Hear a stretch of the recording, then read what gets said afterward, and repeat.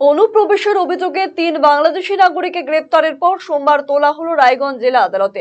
ধৃতদের 14 দিনের জেল হেফাজতের নির্দেশ দিয়েছেন বিচারক। সরকারি আইনজীবী দীপ্তেশ ঘোষ জানিয়েছেন, ধৃতরা হলো সাহিল রানা, বয়স 24, বাড়ি বাংলাদেশের দিনাজপুরে; আবু সামাদ আলী, বয়স 20, বাড়ি ঠাকুরগাঁও জেলায়; আরমান আলী, তিনিও ঠাকুরগাঁও জেলার বাসিন্দা। এরা কালিয়াগঞ্জ থানার অন্তর্গত রাধিকাপুর স্টেশনে উদ্দেশ্যহীনভাবে ঘোরাঘুরি করছিল। তাদের দেখে সন্দেহ হওয়ায় জিআরপি জিজ্ঞাসাবাদ করে। তাদের কাছে ভারতে আসার কোনো বৈধ কাগজপত্র না থাকায় গ্রেপ্তার করা হয় তাদের। সম্ভবত তারা কলকাতায় যাওয়ার পরিকল্পনা করছিল। পুরো ঘটনা তদন্ত চলছে।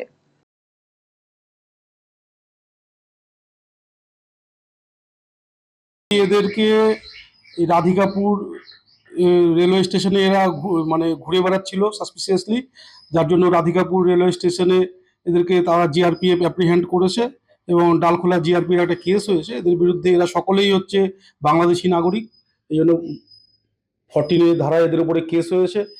এদের মধ্যে হচ্ছে দুজন পীরগঞ্জ বলে, ঠাকুরগঞ্জ জেলা বাংলাদেশের পীরগঞ্জ থানার অধীনে এদের দুজনের বাড়ি, আর একজনের হচ্ছে দিনাজপুরে বাড়ি হচ্ছে এদের। এবং এরা সাসপিসিয়াসলি মুভমেন্ট করার জন্য এরা কোনো বৈধ কাগজপত্র ভারতবর্ষে আসার দিতেও পারেনি এবং নিজেদেরকে এরা ভারতীয় বলে দাবিও করেনি, এবং পুলিশ এর জন্য এদেরকে ধরে জেলা আদালতে আজকে পাঠিয়েছিল এবং সব দেখে শুনে বিচারক এদেরকে 14 দিনের পুলিশ জেলে পাঠিয়েছে। আর কোন স্টেশন থেকে এদেরকে পায়? এদেরকে রাধিকাপুর রেলওয়ে স্টেশন থেকে এদেরকে পুলিশ ধরেছে, জিআরপিএফ।